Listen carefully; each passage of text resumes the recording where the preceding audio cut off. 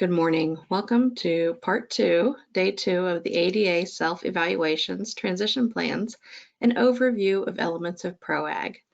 This is Victoria Beal with the Ohio LTAP Center, and I'm going to do a few housekeeping items, and then I'll be turning things over to my colleague, Dr. Ron Eck, who is the director of the West Virginia LTAP Center and a national subject matter expert in this field.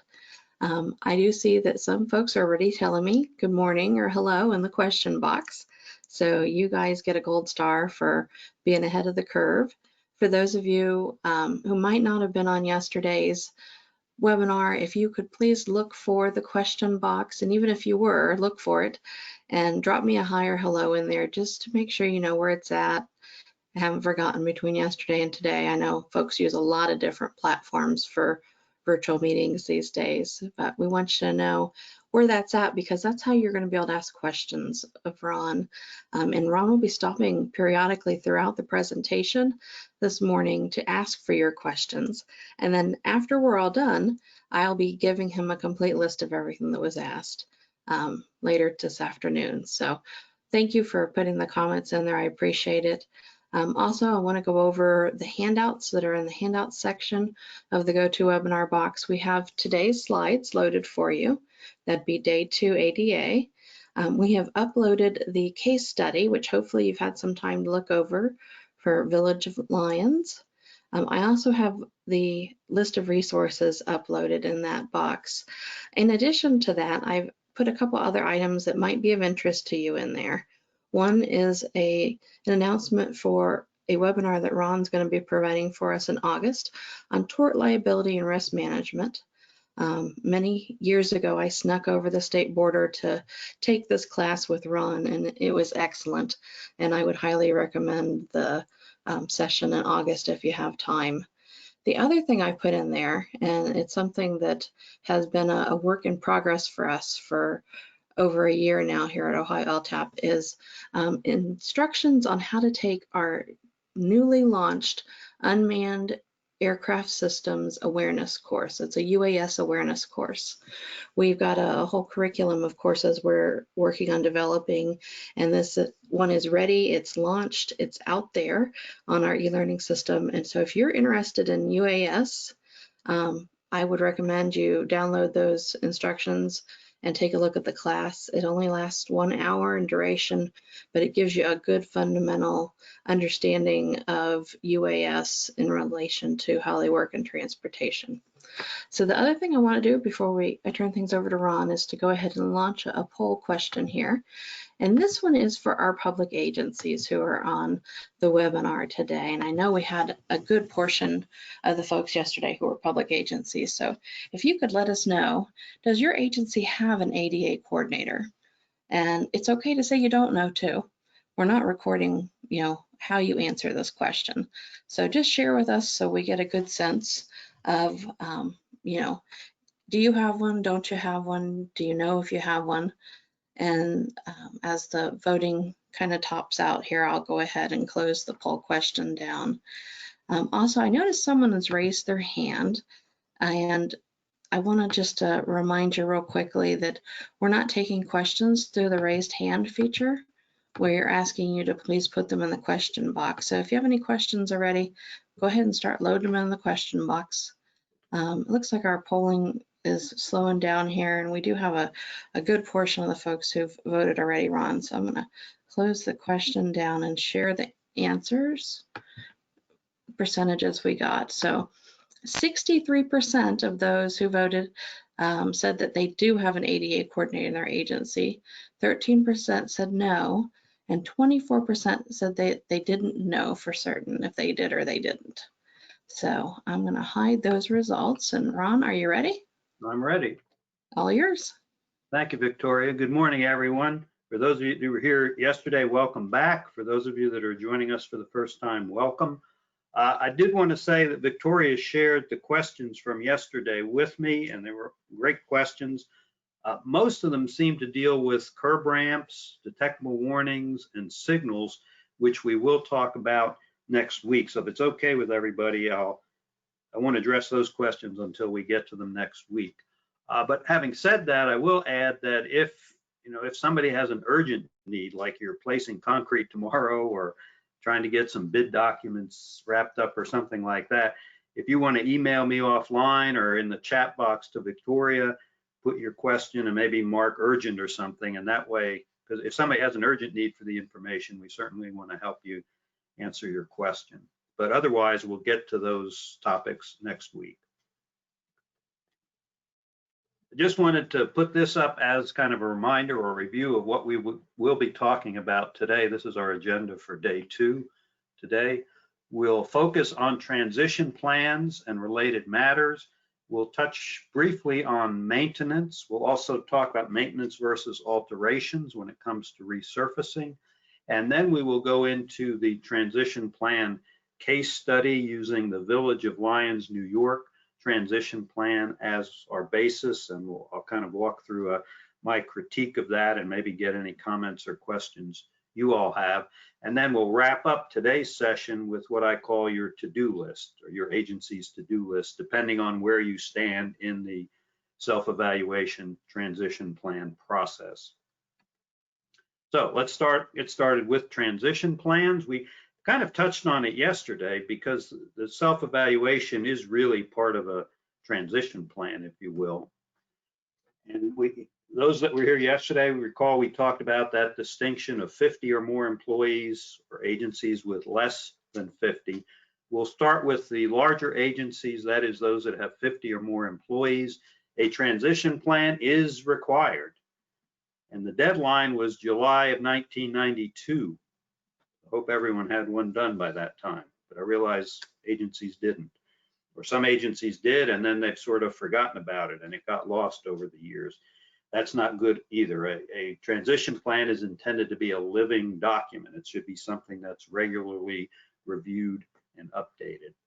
And I just will remind you, remember yesterday when we talked about the landmark legal cases, I shared with you a summary of the Californians for Disability Rights versus Caltrans. I believe that was a 2008 case where the court said that lack of a transition plan is by itself a ADA, example of ADA non-compliance. You're not in compliance with ADA.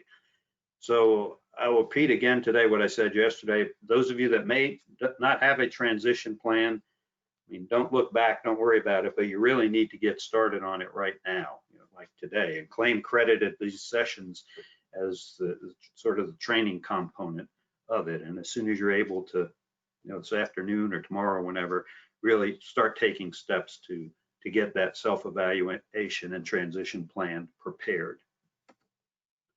I mentioned the plan should be a living document, needs to be updated regularly. We had a question yesterday. I think someone asked, what is regularly or periodic? And my sense from talking to legal folks around the country is that you'd want to do it every 3 years or more frequently. But certainly I wouldn't wait and update it like every 5 or 10 years. That wouldn't be appropriate. Probably every 3 years would be appropriate to update your self-evaluation and transition plan.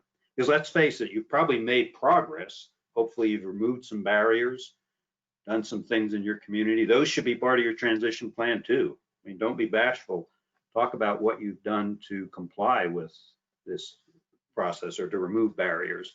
But there's probably also been areas of non-compliance, right? Maybe the utility company comes in and puts in a utility pole right in the middle of a sidewalk. Or maybe something happens downtown where, like I say in the slide, a newspaper box or some other item of street furniture gets placed in the sidewalk, may narrow the width of the sidewalk. So we need to kind of keep on top of these things. So it should be a living document. And having said that, here's my first what do you think slide of today. Obviously, this is not the northeastern United States or Great Lakes region with the palm trees here. This is actually Anaheim, California. And just if you allow me a brief background here, I had been to this location. This is a conference center or convention center. I'd been there probably about 15 years ago, maybe for a conference, national conference. And at that time, this roadway, see if I can get my pointer, that might be better. This, let's say this concrete facility here was a roadway for motor vehicles. And this is a sidewalk that enters and really crosses that roadway. And so we have a detectable warning surface here, which I said yesterday is that this is a warning or alerting mechanism to the visually impaired that they are about to enter across a roadway or a railroad track or something like that. But when I took this photo, I went back or got back to this facility maybe 6 years ago for another conference, different conference, and this is what the area looked like. So notice this is no longer a roadway. I think you can see from the picnic tables here, this is a sort of pedestrian plaza. You can see a bus in the background there. You can see its headlights, but that bus is not coming up this facility. There's a blackish colored barricade there, and that bus is going to turn left. So this is strictly a pedestrian facility. So really, what the agency should do there, or this may be some private entity, but this really should be, this detectable warning surface should be removed because no longer is there a vehicular conflict here between pedestrians and motor vehicles on this roadway. Now you could argue, what does it matter? It's not really a safety issue because pedestrians, visually impaired pedestrians, are still going to stop here and check out the situation before they proceed. So I would agree it's not really a safety issue, but it is sort of a credibility issue because if we overuse these detectable warning surfaces, it can become confusing to the visually impaired. And also, if we start using them where there's no conflict with pedestrians, to me, that's a credibility issue. They kind of lose faith or confidence in the information we're giving them. So I would think at some point, this really needs to be removed and a smooth surface restored there. What if your agency has less than 50 employees? You don't necessarily have to call it a transition plan, but you still have to, as I say there, ensure that your program, services, and facilities are accessible and that you have some sort of plan for managing accessibility. Doesn't have to be quite as big a deal as for the larger entities, but every community, even very small communities, still have to make sure their facilities are accessible and you have a plan for managing that accessibility. So what should go in the transition plan? Here's my list of the contents. First item there, the list of obstacles, that comes from the self-evaluation, which we talked about yesterday. So you can see how these really are, I call them separate in terms of names, self-evaluation and transition plans, but really they're all part of sort of the same process or plan that we're developing. A detailed description of the methods that you're going to use to remove the barriers. And this doesn't have to be an elaborate dissertation or narrative.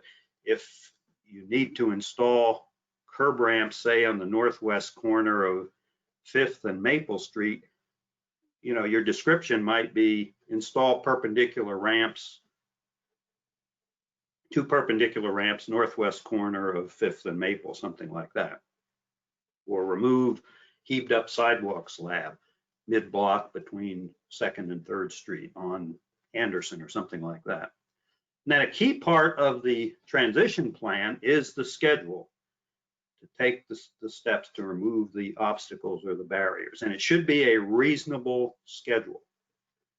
Meaning I was talking late last year, I was talking to someone, I won't identify the community, but they were telling me their plan calls for installing curb ramps in some part of town in year 35. That was year 35 from now, not 2035. And I was questioning about that. I said, is that really reasonable? There's one point I'm not sure I made it clear yesterday. I will talk about it today and next time, but the courts and the Department of Justice, through their actions and things, are telling us that they consider curb ramps to be the basic element of accessibility. So while all of this is important, in our work, we really should be giving top priority to curb ramps.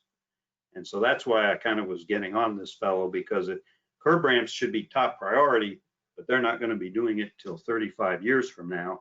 I'm not sure how they're going to be able to sort of defend or justify that kind of time schedule. Then the plan needs to include the name of the official that's responsible for implementing the plan. And then notice there should be a schedule for curb ramps. That's the reason for that is what I just said. The DOJ considers curb ramps the basic element of accessibility. So you kind of separate out the schedule for curb ramps to highlight that. And then, of course, we talked about it a good bit yesterday. You need to have that record of opportunity for participation in the plan by disabled individuals and the organizations that represent them. Here's another what do you think? This is a small town in central West Virginia. They had me come in and do a kind of a walkability audit. They didn't mention accessibility, but that ended up being a key part of the afternoon that we spent. It was a neat experience for me because it had the mayor, the town council, the planning commission, the media. So it was a great opportunity to educate everybody on these things. And we were almost done when we got to this point. And I kind of like this picture because the woman here with her hands on her hips is Mary. She has some knee or lower leg issues, and so she can't really walk. You can see she can stand, but she spent the whole afternoon in the wheelchair, and that's her husband, David, who was pushing her. But we got to this point, and Mary was like, what do I do now? I'm sort of stuck. I have to go back around the block. So not only does it show the importance of curb ramps, accessibility, but as a traffic engineer, I noticed this marked crosswalk here. Notice how severely skewed that is. And that's not, imagine a pedestrian, walking in the direction that these folks are facing from right to left here. You're walking almost parallel with traffic in the roadway, and traffic's at your back where you can't keep an eye on it. So that's not a good situation from a safety standpoint. So one point that's important to make is that PROWAG is an accessibility standard. It's not a safety standard. It's still up to us to build in the safety elements into these projects or locations using our education, our experience, our background. And I don't know if maybe some of you participated, but I think it was last month I attended a webinar on ADA, and the speaker generally did a good job, but early on he made the comment, in fact, he had a slide, and on the slide it said accessibility equals safety.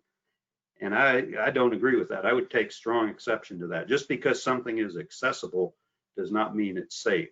As I said, we still need to build in the safety into these projects and just not say, well, it's accessible, therefore it's safe. Some other notes on transition plan contents. Notice that we should have a separate curb ramp installation schedule. I think I mentioned that before. And then notice training. Again, I kept mentioning this yesterday. I'll mention it today. Training is an important tool for ensuring compliance with ADA and should be part of the transition plan. So again, the agencies that are represented here, and I know we have a number of them that have multiple folks here. That's a great thing. That shows a good faith effort. You're dedicating significant resources, people's time for training. And so at your workplace, that should be documented somewhere. And when your transition plan is prepared or revised, that should be included in that transition plan. This is a small city in West Virginia. Every fall, they have a big fall festival. Big economic development thing, draws tens of thousands of visitors to the city for a weekend. They also have a staff of volunteers that goes out the week before and decorates and spruces up the city for all the visitors. They give these volunteers safety training. They equip them with vests, but I guess I would argue they should also maybe give them some accessibility awareness or ADA training, because while this looks nice, and I know these are well-meaning volunteers, they have good intentions, I understand that, but notice here's a pedestrian push button. That push button is now, for the week or so of this festival, is inaccessible really to anybody. Even an able-bodied pedestrian can't access that push button. So a little bit of education or training, even for folks like that, I think would go a long way in making the city or the jurisdiction more accessible, or keep it accessible. The self-evaluation, we talked about that yesterday. Here are some possible approaches to doing that inventory of your existing barriers. Maybe sort of a boots on the ground survey on foot, by foot, windshield, drive-by or drive-through surveys, air photos, probably reviewing plans and drawings. Really, the truth is you probably have to use all of these methods. Really use a combination of all of these methods in gathering your information. Some agencies have made use of, for example, college students during the summer, having them be, do a lot of the legwork or groundwork in acquiring that inventory information. I mentioned the schedule. It's critical. It's a critical part of the transition plan. Some other things to consider. Monitor your plan via milestones. Give yourself credit when you remove a barrier, but also make sure you can show progress toward removing barriers over a period of years. It's important that there's a mechanism for people to request curb ramps or accessible pedestrian signals or a sidewalk repair or something like that. And that may alter your transition plan in the sense that it may change your priorities. You get maybe a sidewalk is scheduled for maybe repair or slab replacement in year 4 or something, but you get a request from a citizen that's affecting their travel. Maybe they're in a wheelchair and it's affecting their travel to the pharmacy or to their workplace. And so you may move that particular sidewalk section, that block or whatever, to do that this year. So it may change your priorities, and that's recognized. That's part of this process because we do want to accommodate these individual requests. These are the facilities, I guess you'd say, in the public right-of-way that should be included in the transition plan.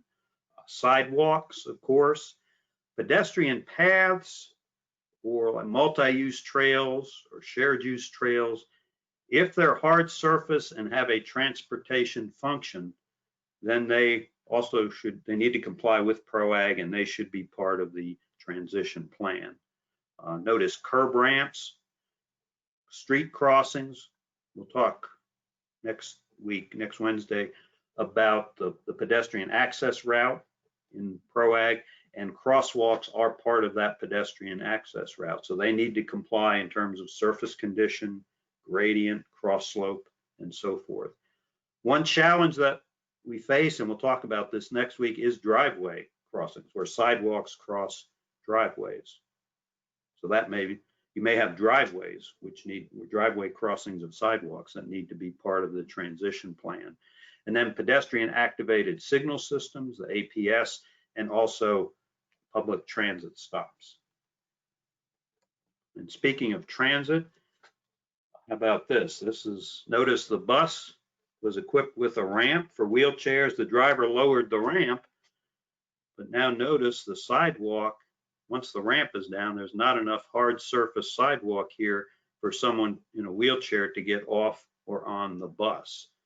So in this particular community, fortunately, about 100 feet to the lower left here, the sidewalk widened to about 12 or 15 feet. And so what the transit agency was able to do was just move the bus stop a little bit, move it 100 feet or so to our left, where there was a wide enough sidewalk. But we need to think about that sort of thing if you have transit in your community, make sure your transit stops are accessible. If agencies have 50 or more employees, there's some other things that they have to do.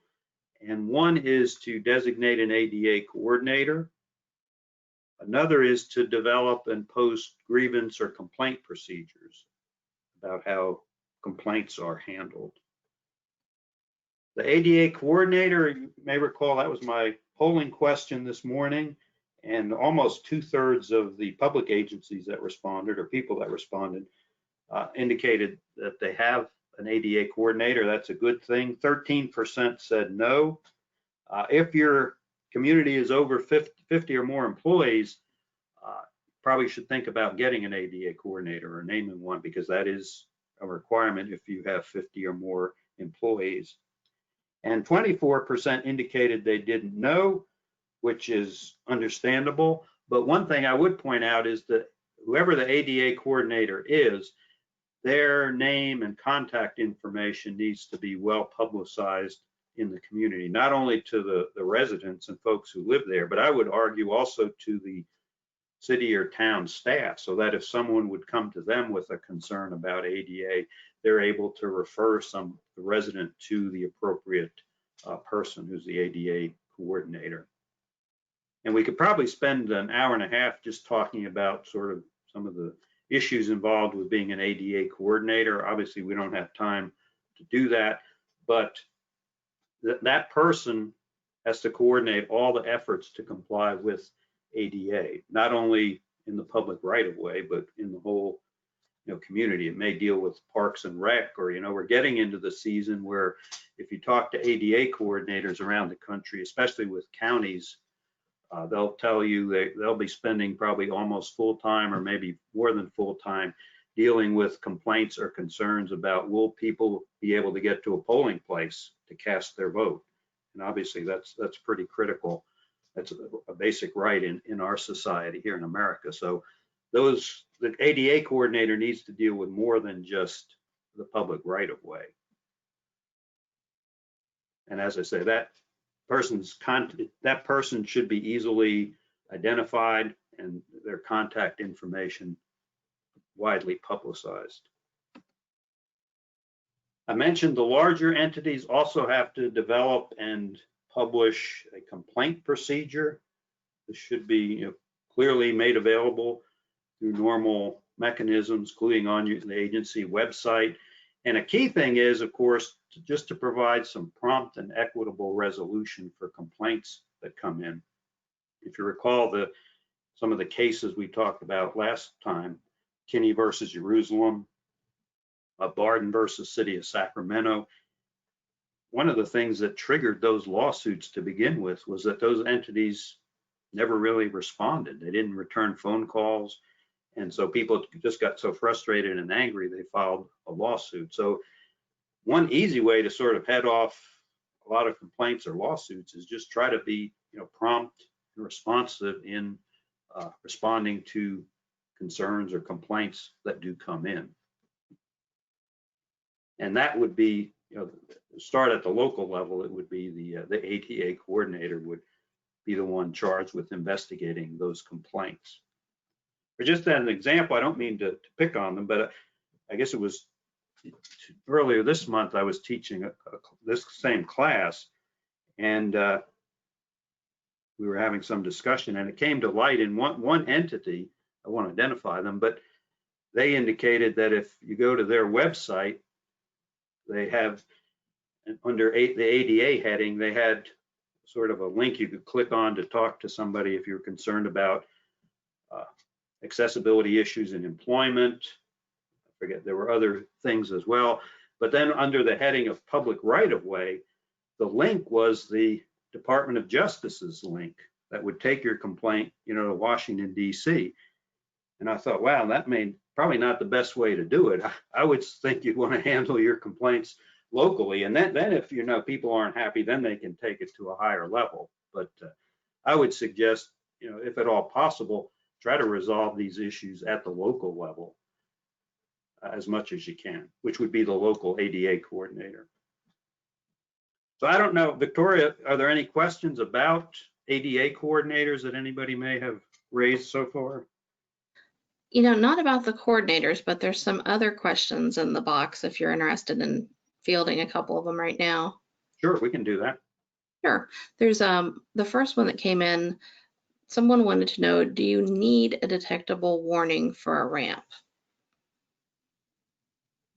Yes, we'll talk about that next time. But yeah, in the public right of way, there must be detectable warnings at the base of every curb ramp. That's according to PROWAG. In ADAG, which remember ADAG deals with buildings and on-site facilities, in ADAG, curb or detectable warnings are optional. That's why maybe some of you notice that maybe that precipitated the question. But sometimes if I'm out and about, shopping or something, I'll notice some stores when I go out the door and maybe cross the traffic lane in front of the store, some stores will have detectable warnings. Other stores do not.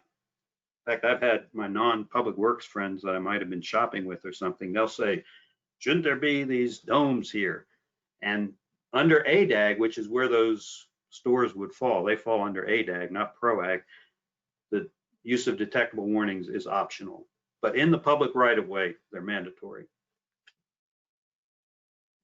Okay, the next question, how do greenways fit into ADA requirements? This person said they want to confirm that greenways are included. Yeah, I mean, again, it depends, but generally the greenways I'm thinking of have a hard surface path or trail. They are used by walkers, bicyclists, others, inline skaters, joggers. And if they have a transportation component, which generally a hard surface path like that travels for any significant distance and is connecting destinations, if it has a transportation component to it, then yes, it does fall under PROAG. All right, last question for right now. It says, there are a lot of transit stops that are placed by the transit authority that are not ADA compliant. They want to, I guess, understand better how the transit authorities are able to do this without following the ADA compliance rules. Yeah, that's, I have to confess, I'm not really a transit expert, but yeah, I mean, I have the same concerns. I see that all over the country where there are transit stops that are clearly not compliant. I mean, I think that's something we need to work on and really should be part of an agency's transition plan to at least show that you're aware of these things and that you're scheduled at some point in the future to try to make them accessible. But that, to me, that's probably an area of, I don't know that's been a big one so far, although there probably have been some cases, but it's probably an area of potential ADA liability exposure down the road where people could start filing claims or lawsuits regarding transit accessibility.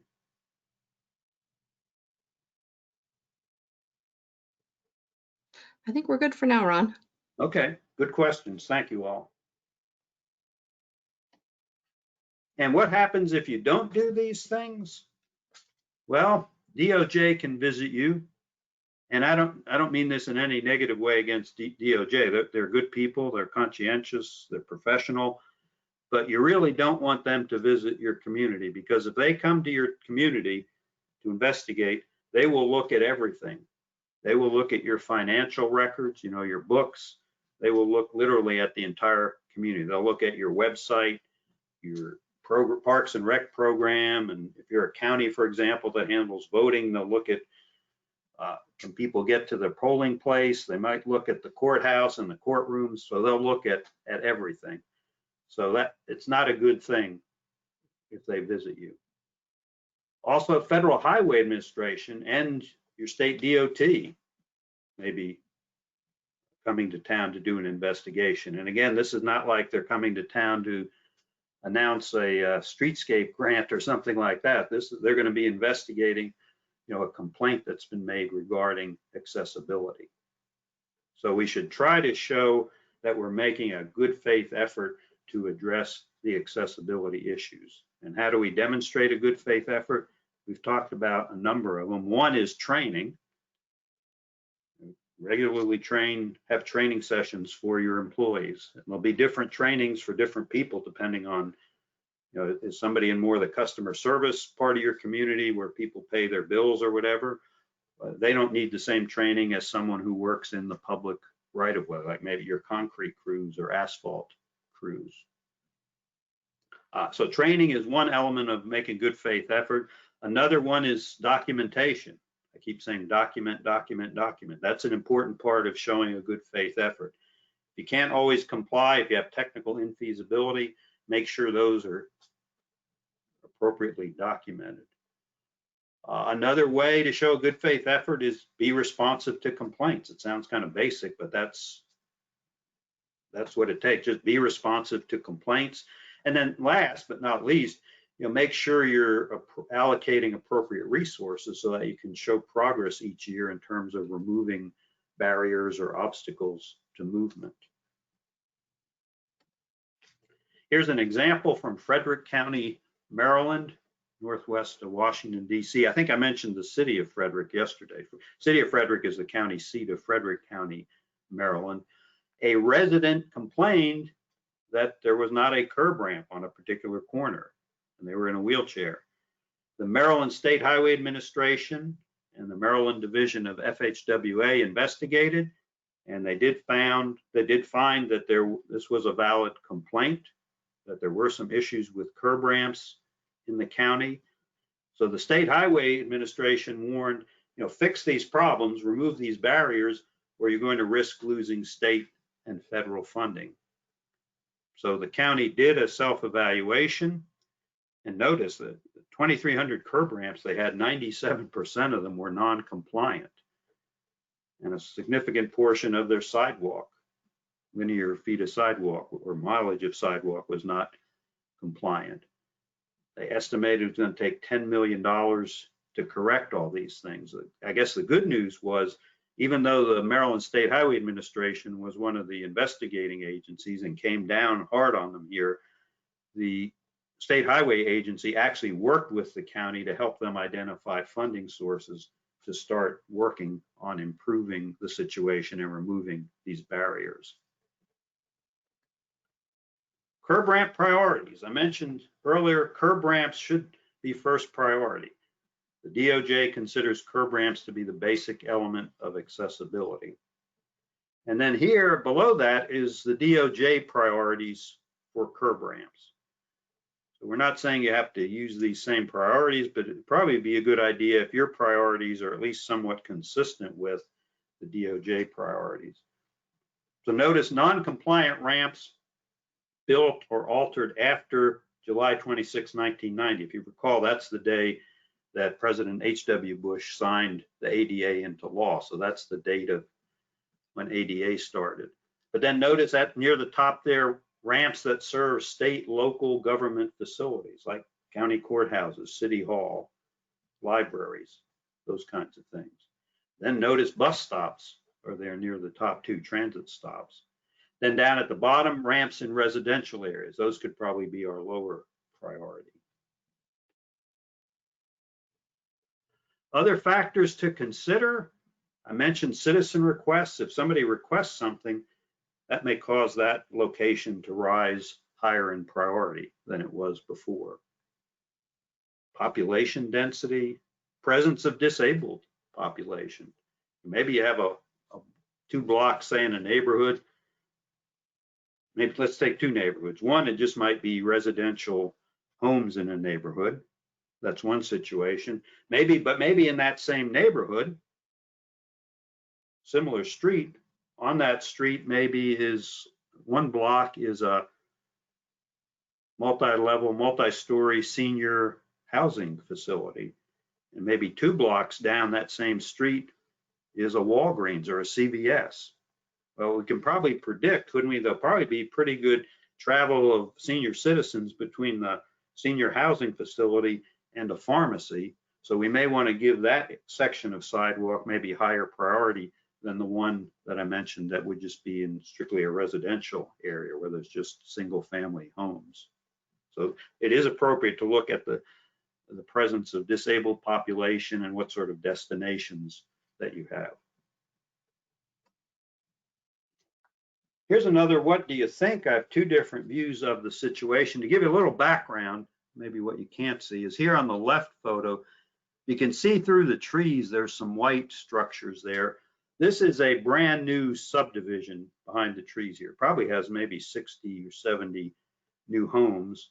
And in this particular municipality, the requirement was, as part of that project, the developer had to put the sidewalk in along the roadway, which we see here on the right side. So notice this is the property line right here. That's where the property line ends, and this is someone else's property. This is a much older home. We don't see the home, but this is a much older home here. So notice the sidewalk ends. My comments here, right now I realize there's just straw or hay here, but this will soon hopefully be grass. The grass is a detectable surface, so the visually impaired person can detect that they are sort of at the end of the line here. They've reached the end of the sidewalk. One question might come up is, should we connect this sidewalk here where it ends to the roadway? I think we talked about that issue yesterday as well. In this particular jurisdiction, they decided not to do that because, at least what they told me, they said this is a high volume roadway, although when this photo was taken, I don't see any traffic. But take them at their word, it's a high volume roadway, and I think you can see there's really no usable shoulder for someone in a wheelchair. So someone in a wheelchair would have to be in the traffic lane. And so I accept that. That was sort of a safety reason why they didn't connect this to the roadway. And so that would be PROWAG compliant, in my opinion. But again, I'm being a safety guy, I think of other things. For one thing, notice here on the left, someone with a cane who's blind can detect that, but that's not your normal sort of curb height in a city, right? That's a significant elevation change. So I'd be a little concerned perhaps about the safety of the visually impaired.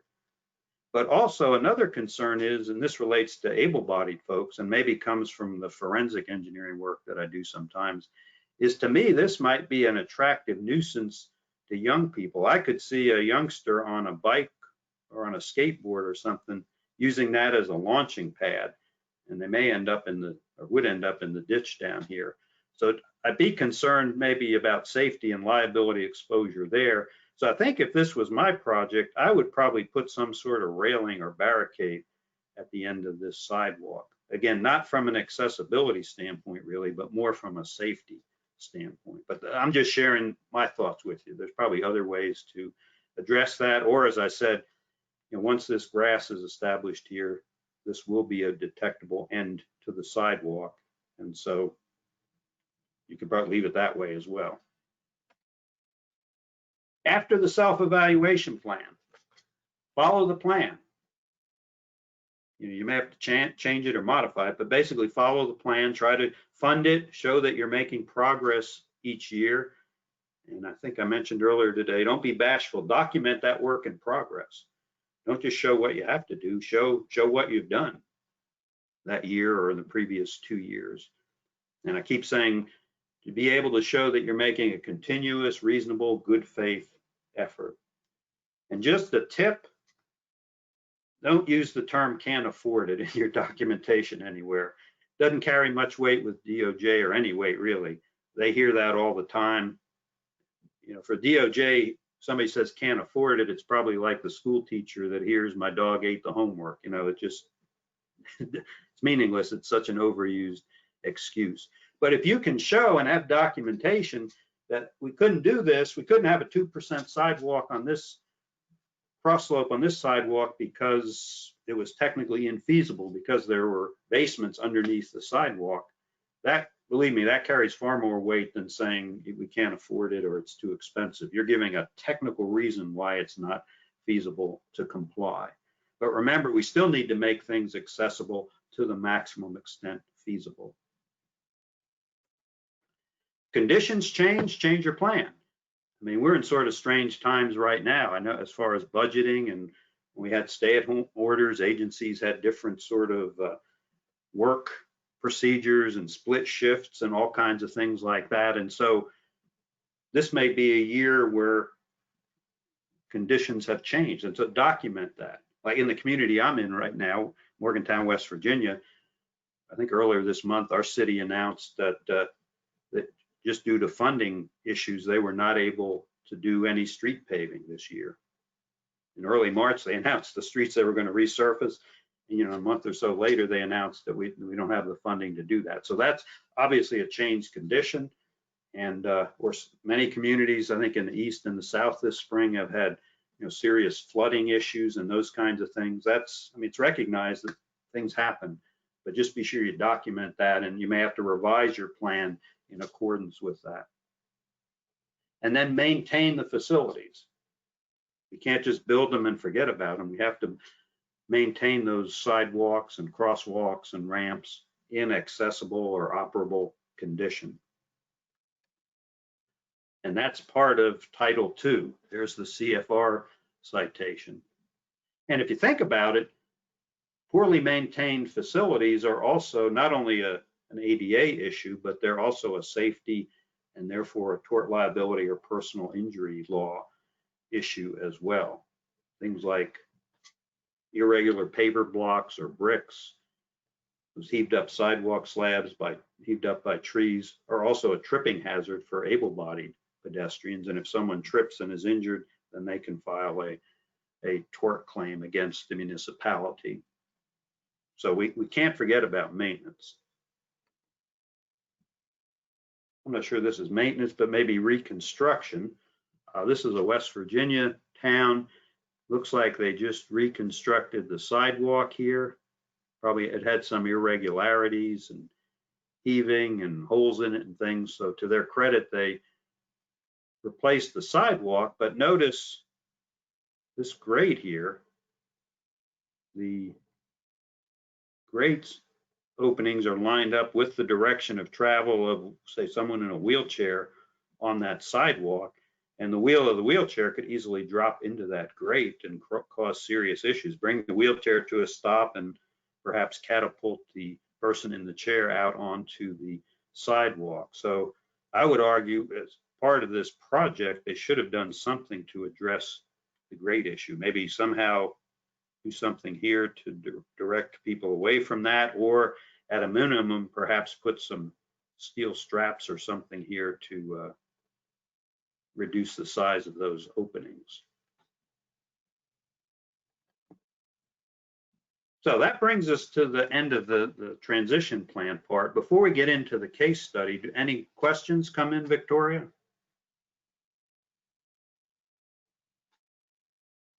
Yes, we've got some questions for you. We're going to go back to the transit discussion. There was a follow-up question, and someone wanted to know, do you need detectable warnings at each transit stop? Oh, that's a very good question. And I am still working on finding the answer to that. I believe there is something in, I'm not sure if it's in ADAG or PROWAG that says that, but I've seen some setups where to me it would actually be more confusing to I'll say the general user who was not going to be using the transit stop or that sort of thing. I'll have to check on that. Okay, the question will be on the list for you. Okay. This next question, you might have already answered it in your discussion about cost, but they wanted to know if cost to be compliant is prohibitive, can a waiver be issued to avoid getting into compliance? That's a good question too. And that's maybe not to evade the question, but probably more of a legal issue. But I think in my understanding, and I'm not an ADAG expert, I have to admit, I think in ADAG, there are some discussions of costs, but in PROWAG, there are none to my knowledge. And if you recall Kinney versus Jerusalem, and it was addressing street resurfacing and curb ramps specifically. The questioner may have been thinking more broadly of another issue than curb ramps and resurfacing, but what Kinney versus Jerusalem says, when you undertake to resurface or repave a street or a roadway, once you make that decision, the cost of upgrading or installing the curb ramps is not an issue, or it's immaterial. So I get, regardless of what the cost is, it's not an issue. I would say, if you can do it, a better approach would be to sort of find out or diagnose from your situation what is sort of driving the cost. Is it, say, a drainage issue or utilities or right-of-way acquisition or something like that? And then more make an argument that it's technically infeasible to do it rather than emphasize the costs. But remember, still the bottom line is you still have to make the facility accessible to the maximum extent feasible.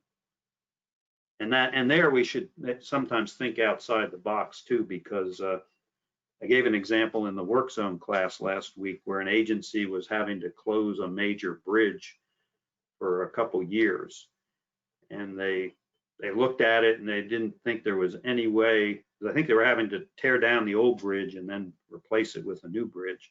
And there was really no way they could build even a temporary bridge, apparently, to handle pedestrians. And the detour was like a half a mile, say, south, and then over a railroad yard and a river, and then back a half a mile to the north. So it was about a mile or more detour. And they actually did some groundwork and met with people in the area, held some meetings. And on one side of the bridge was a high-rise senior housing facility. On the other side of the bridge was a pharmacy. And at these public meetings, the seniors said, you know, we rely on that pharmacy, not only for our prescriptions, but for other medications, over-the-counter medications. We even get food there. So that's important to us in our daily living. And so what the sort of solution was not really a kind of a built environment solution.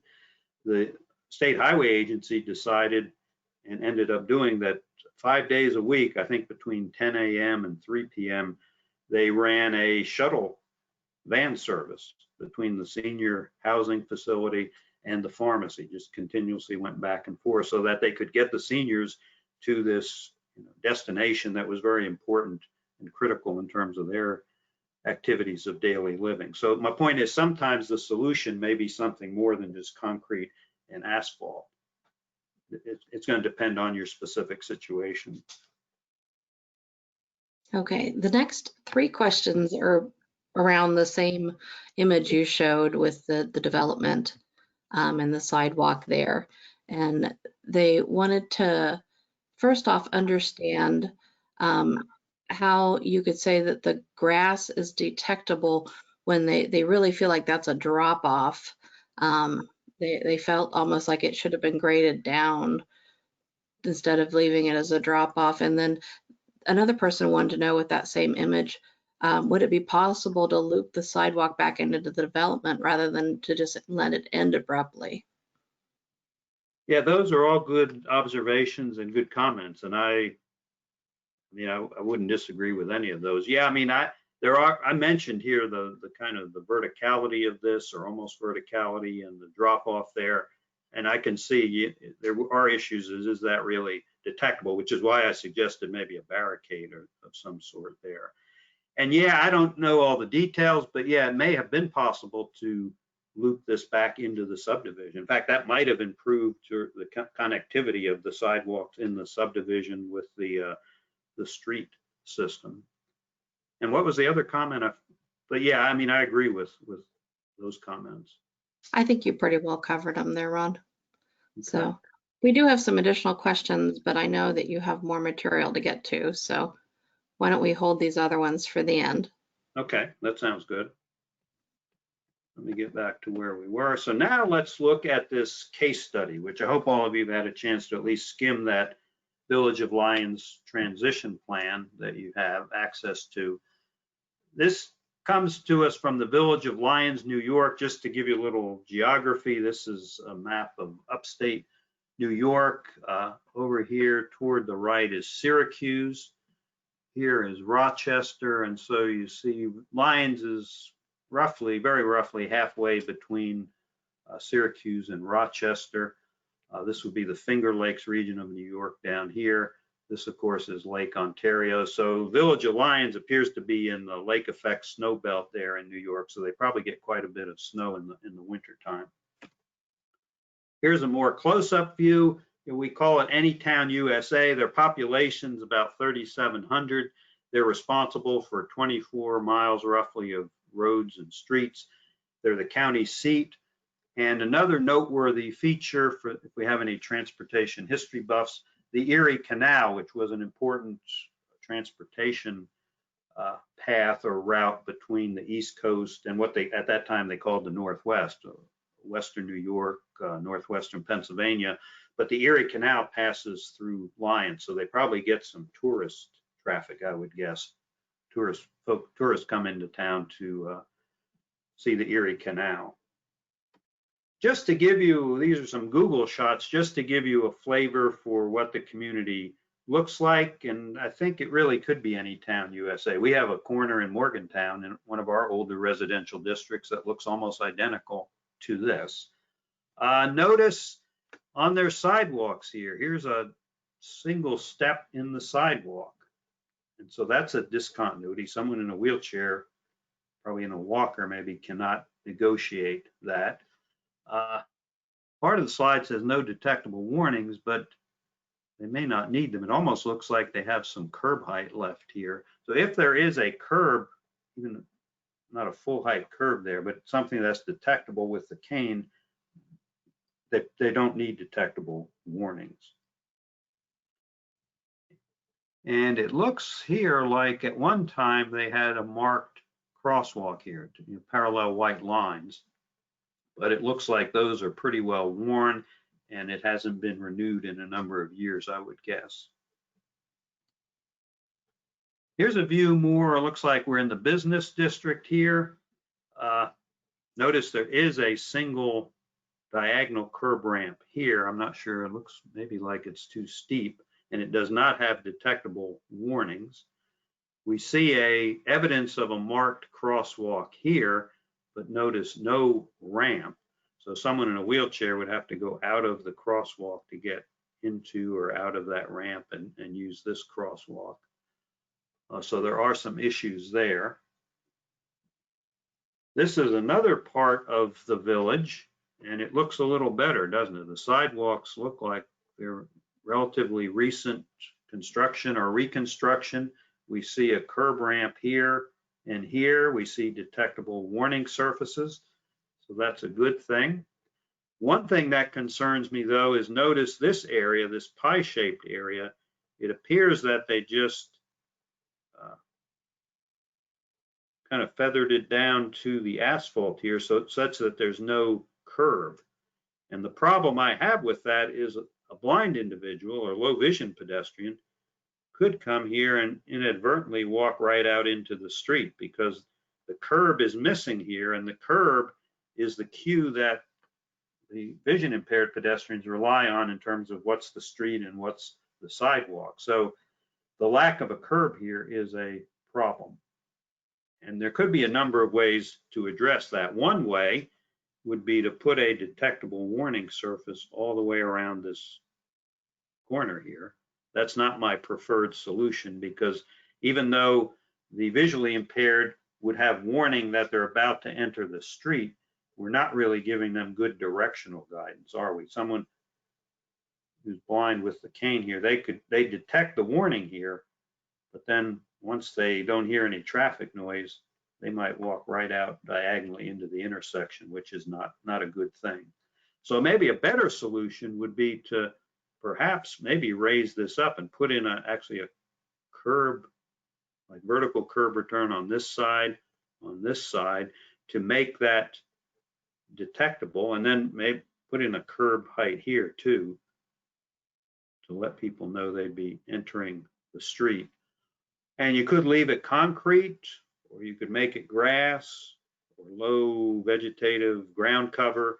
But I guess if it's grass or ground cover, then that raises the question of who's going to maintain it and that sort of thing. So you can see there are a number of different solutions, and the solution really depends on your context, as I said yesterday, depending on your individual situation on that corner.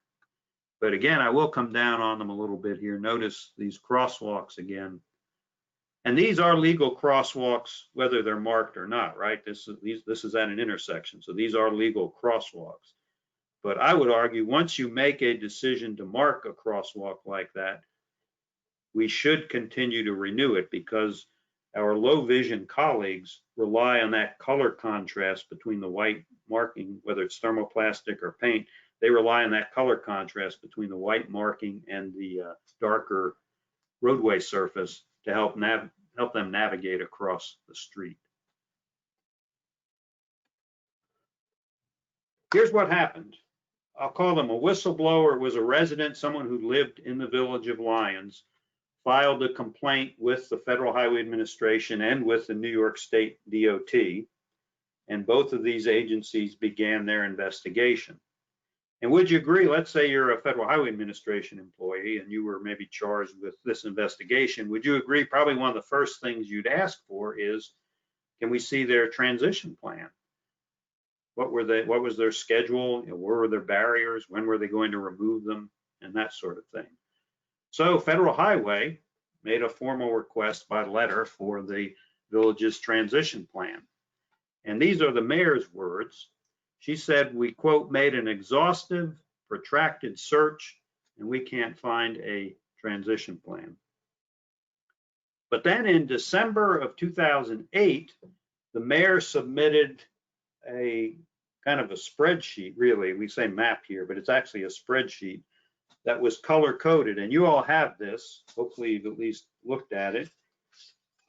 That the mayor said, this is our transition plan. But if you look at it, and I'm looking at one of the pages now, one of the columns is location, and they have numbers 1, 2, and 3. 1 is a government facility, 2 is commercial and employment areas, and 3 are other areas. And so that's probably not inappropriate. It's not as detailed as that DOJ priority I shared with you earlier, but I would say it's generally consistent with that. Government facilities apparently are their top priority, and then commercial and employment areas. So that's fine.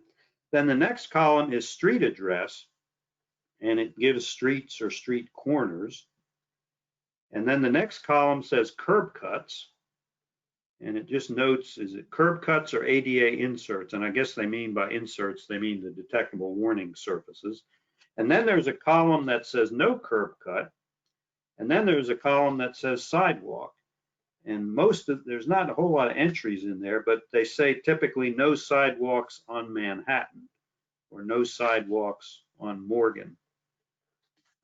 So based on what we talked about today, does that seem to be a transition plan? Does it identify what modifications are needed to remove barriers or to make a street or corner accessible? And I would say no. Does it have a schedule? Certainly not. Does it have cost estimates? No. So I wouldn't call this a transition plan. I'd call it an inventory.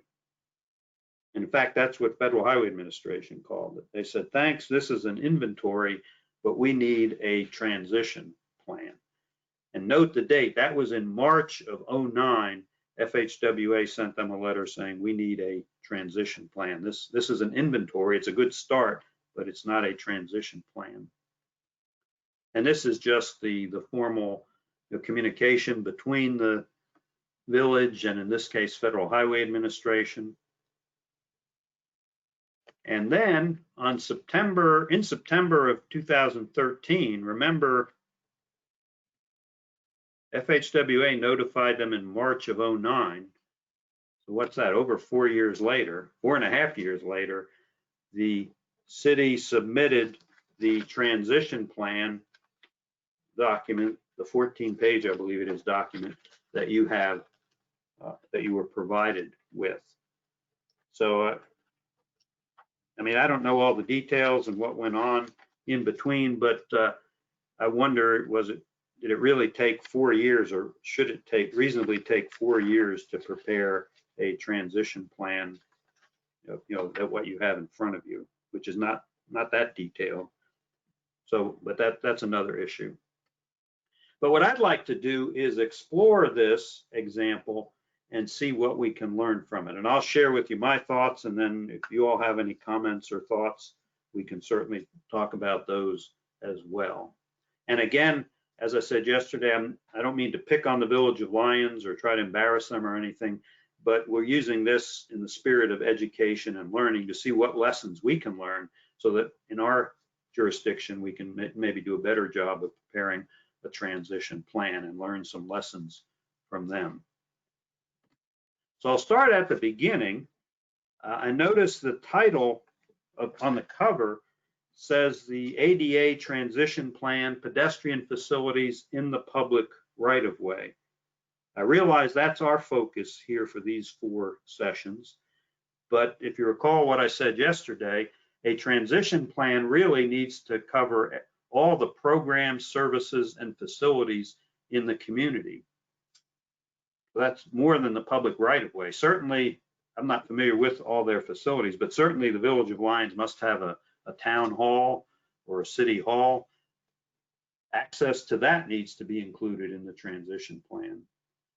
If there's issues with people accessing, say, the meeting of the town council, or if they hold a public hearing in town, can people attend that hearing if they're in a wheelchair or if they have hearing difficulties? So all of those things, if they have any parks and rec program in the village, that needs to be included. So this just focuses on the public right-of-way, which is our interest, but it really should go above and beyond that. It's 14 pages with attachments. There are no sort of length requirements or stipulations here. It's going to depend on each agency. And I would say that's probably appropriate. These don't have to be thick, glossy documents, as I say.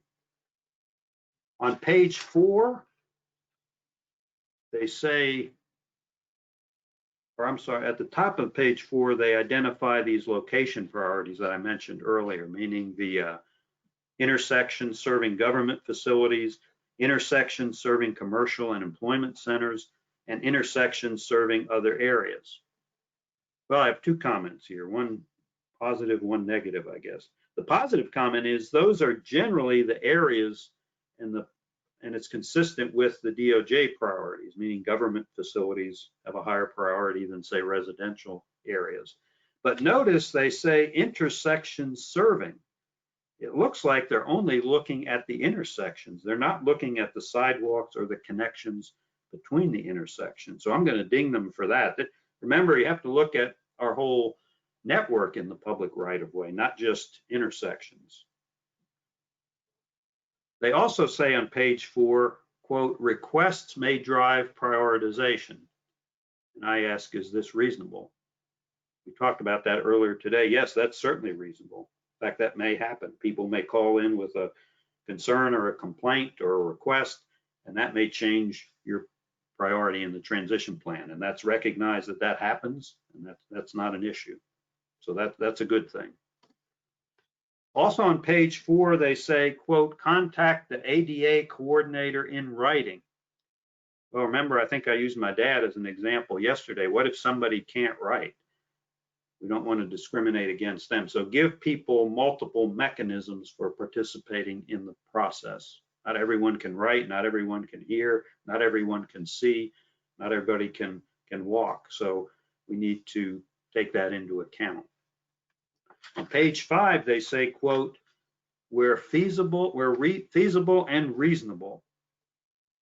And my comment there, you can see, is with those are legal terms, so don't get too clever with them because the courts and DOJ may have a different definition than you do. Also on page 5, they say, quote, as opportunity allows, and they're talking about removing barriers. And not to be flippant, but my comment is, does that demonstrate commitment? I would argue it doesn't really. I think I'd want a stronger, more proactive, especially this. Remember, this is an organization or this is an entity that's under investigation already by FHWA and the state DOT. So to me, you'd want to be emphasizing that we're going to do this and we're going to do that, not just say as opportunity allows. Also on page 5, they talk a little bit about resources. And I realize, especially in small towns, budgets may be almost entirely personnel. I understand that. But They say they're going to spend $3,000 annually.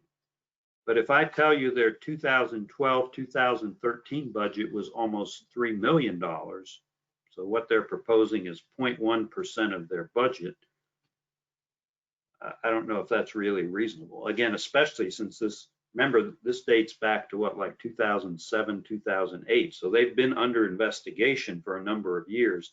I think you'd want to be allocating more resources to accessibility than probably $3,000 a year. My opinion. On page 5, they also say, quote, technically infeasible to provide technical compliance. Well, I don't know if when I was teaching at WVU, if one of my students had written something like that, I think I'd ding them just for grammar and sentence structure. But if you're going to use those terms, especially technically infeasible, make sure you have the supporting documentation to show why you're making that claim. Maybe, like I said, sketches, some notes, photographs. Documentation is critical. Program access, I'll talk about here in a few minutes. Also on page 5, they say the ADA coordinator is the deputy mayor. And that may be fine. I don't mean to criticize them for that, but some questions the jurisdiction should think about, does that person have the appropriate authority and independence, or are they sort of under the thumb of the mayor? If they're under the thumb of the mayor, I would contend that that's not a good thing. The ADA coordinator should have appropriate authority and should be independent. And then what happens after the next election? Is it always the deputy mayor, or is it Bob Smith because he's the deputy mayor right now? And if Bob's not reelected, then what happens? How do we handle the ADA coordinator? So these are some of the issues that communities need to think about when you're designating an ADA coordinator. In attachment B, which is at the end or near the end of kind of the appendices of their plan, they talk about public notice, and there's a few paragraphs there. And this talks about different ways for filing a complaint. And I think to me, that's a good thing. So I give them credit for that. And it's at odds with that must be in writing order that they gave earlier. Attachment D, which talks about their more about their process as well. That's their policy statement. They say plans are to complete the requirements as the village authorizes paving projects. And I ask, is that reasonable? What if they don't pave for a few years? Or like I mentioned, my city where I am now, this year they're going to suspend the paving project because of the funding issues due to COVID. But the city is moving forward with other ADA projects, which I think is a good thing. I commend them for that. But it's not clear that the Village of Lyons is going to follow that same sort of procedure. They may say, if we're not paving this year, we're not going to do any ADA improvements, which I would argue is not appropriate. And then attachment D, they also say, and this may be a minor point, but I think it is important from a credibility standpoint and kind of gaining trust with the disabled community. They say, quote, will complete sidewalk handicapped access, end quote. And my point here is the word handicapped has a negative connotation in the disabled community. It's actually a derogatory term. So I would avoid the use of the word handicapped. I know there's still signs around the country, probably even in the community I am, that say handicapped parking or that sort of thing, but we should try to move away from that and try to call it, say, accessible parking or an accessible path. And some of you may be aware of the history that handicapped, it dates back to the post-Civil War time when veterans of the conflict on both sides were what we call today disabled. Of course, they may have traumatic brain injuries, although I'm not sure they used those terms back then. They were missing arms or legs. They may have had spinal cord injuries. And of course, they weren't able to work because of their disability. And so many of them would just sit on street corners holding out a cap, begging for money, and that's where the term comes from, like cap in hand, handicap. And so it does have that negative connotation. So just something to think about is maybe try to avoid the use of that term. In this whole episode, there was one positive thing that happened, and that is that the state of New York, and I should note that Main Street through town or through the village is a state highway, and the state of New York, the DOT, decided they were going to resurface Main Street through town. And as part of that project, the state upgraded all the curb ramps on Main Street. So that was a good thing. Even though the village apparently wasn't doing much, at least the curb ramps along Main Street were brought into compliance thanks to the New York State DOT. I mentioned the term program access there. It was referenced in the plan. And remember, this is broader than just the public right-of-way. It relates to services, programs, and activities. And so we need to make sure that breadth is included in our transition plan. Here's another, what do you think? This is a West Virginia community. A couple of things jump out at me. Notice no detectable warnings here at the base of the curb ramp. No detectable warnings at this ramp on the other side of the street or over here. Here I have big concerns, hard to see the detail, it's in the background, but notice that utility pole appears to be in the ramp itself. And then a big issue, we haven't talked much about this yet, signals, but notice there's a push button for the ped signal here in the far left corner. I think between the height, it's pretty high up on the pole there, and notice there's a curved island around that pole. I don't believe someone in a wheelchair can reach that push button, or even someone in a walker. So to me, this is an inaccessible push button. So here's the to-do list. Have you done your self-evaluation? If not, I would start that as soon as you can. Start doing that inventory and that self-evaluation of identifying your barriers. Depending on the size of your city and whether a transition plan is required or desirable, have you done that? If not, again, this is critically important. We're at the 30th anniversary of ADA when these were first required. They were due in 1992. So get started on that literally immediately. Claim your participation in this session or in this class as part of the training component of that. What if you've done a self-evaluation and transition plan, but maybe it was years ago or decades ago and it's outdated? Get to work on updating it. Show your progress, show what progress you've made, and make sure you can show that public involvement as well.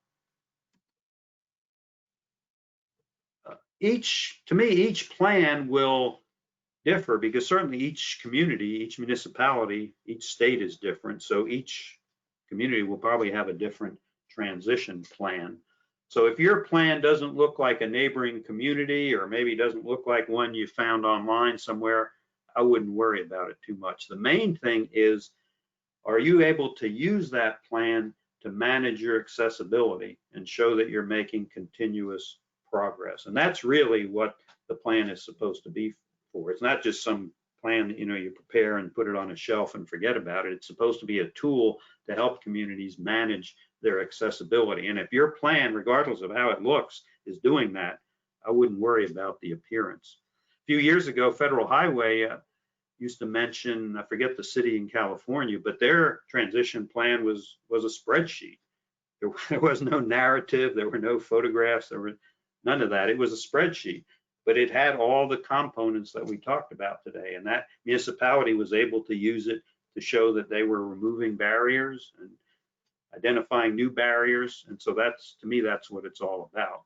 In the list of resources and links that you have, I think I do have links to 1 or 2 sample transition plans.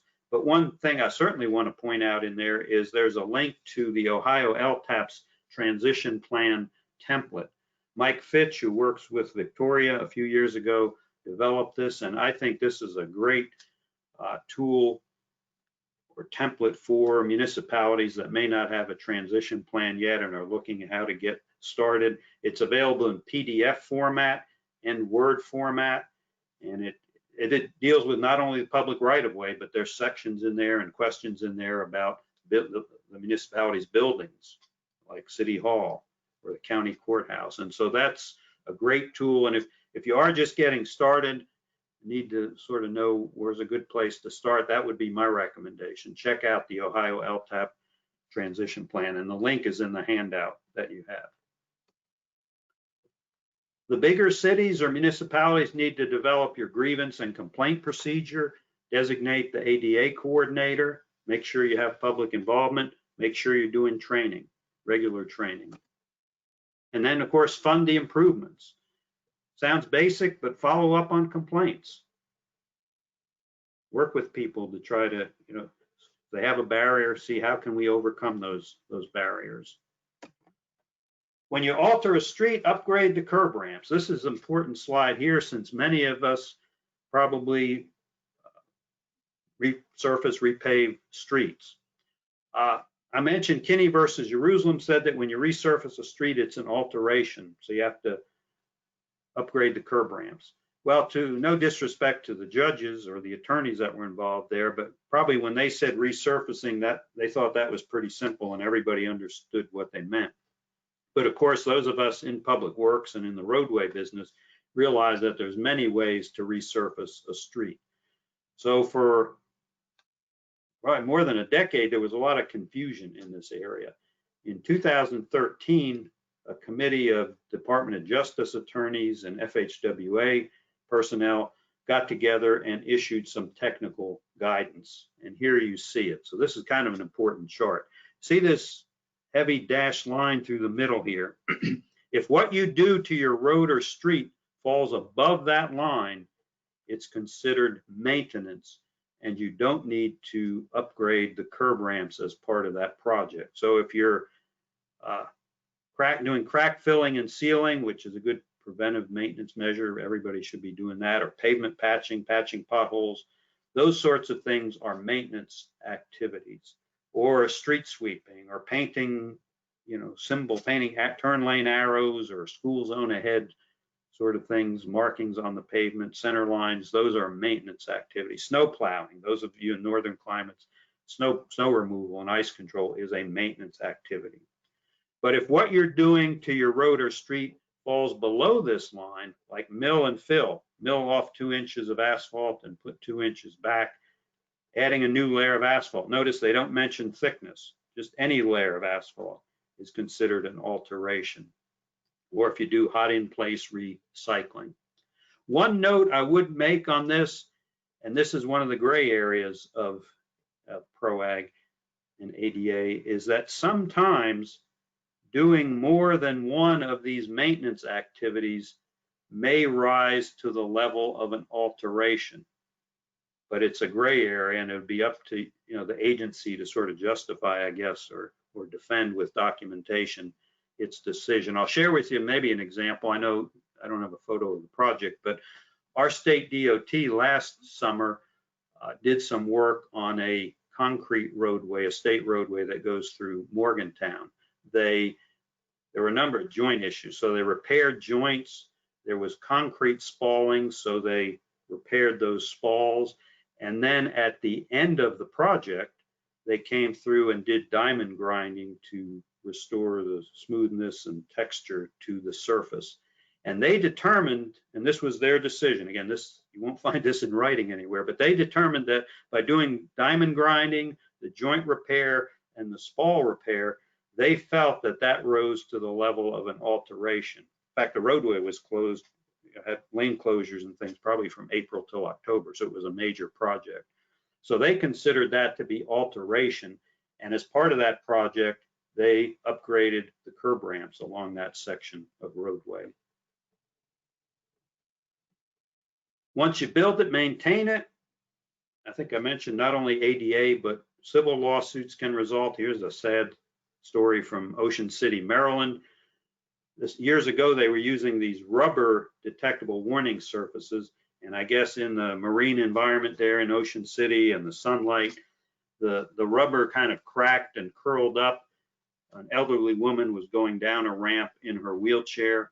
That curled up detectable warning surface got tied up in her spokes.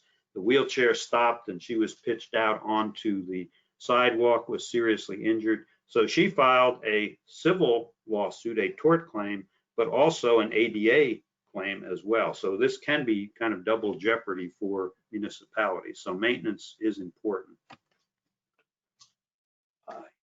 We're getting near the end, but it's sort of where we start. If you remember yesterday, I showed you the slide of the stone that the gas company had left on the sidewalk.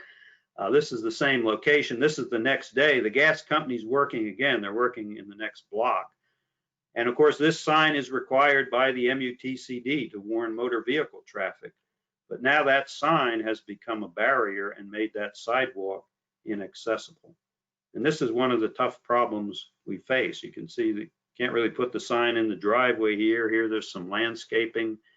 Not sure there's enough width in the road to put it in the road. Maybe we can put it on the pole here, but this is just something to think about. Sometimes these temporary traffic control problems can be real issues for us, and we need to kind of think of ways, creative ways to handle those. I think we've talked about alterations. We just looked at temporary traffic control. Here's another one. This crosswalk is left open, at least from this side of the street, and that's a real issue. Someone who's blind or visually impaired may walk in and among that equipment there. So what should have been done is this sidewalk should have been closed. This corner should have been closed or barricaded on this side of the street, and the pedestrians rerouted to the right side of the street there, outside of the view. I mentioned the handout is there that you have, PDF that has links to a variety of resources. I'd encourage you to access those. And we have a few minutes left for questions. Victoria, any more questions come in? Oh, there's a bunch of them. It's kind of like picking amongst the group, and don't want to make anybody think they're your favorite child here. We'll respond to all the questions after the session. Yeah, I'll send you the list. One question I think you could probably answer in the time we've got available. They'd like to know what the rationale is behind the priority listing for curb ramps. They said they felt like people would visit commercial and employment centers more frequently than government facilities. So why would someone designate a government facility as top priority? Oh, that's a good question. And I wasn't involved in those, discussions or decisions or anything. My guess might be perhaps they view some of those activities like perhaps, courthouses, I guess, might be viewed as important because that affects, justice for citizens and things, or jurors who might be serving jury duty, carrying out one of their, obligations of citizenship. People might need to go to government facilities, say at the local level, to perhaps pay taxes or pay their water bills, or perhaps not even thinking of that sort of thing, but maybe to attend a council meeting or county commission meeting so that they can participate, in the government process through that means, through public participation. That's sort of my thinking on why they gave it, higher priority. Okay, well, I think that we're pretty close to 11:30 here, so I will email you, Ron, the rest of these questions. And I want to thank everyone for being on the call today, and for you, Ron, for your time and expertise. I know I always learn lots of things when I am able to be a part of your webinars, and we so appreciate the training because it is critical to making sure that we not only comply with the law, but do the right thing to make our society one that everybody can enjoy and live in. So we are looking forward to the sessions next week, definitely. Is there anything? Thank you all. Thank you, Victoria. And yeah, wish everybody a good weekend. And next week, we'll talk strictly about PROWAG. So we'll get into some of these questions, more specific questions that people have. Sounds great. All right, everyone, take care. We'll talk to you next week. Thank you. Thank you.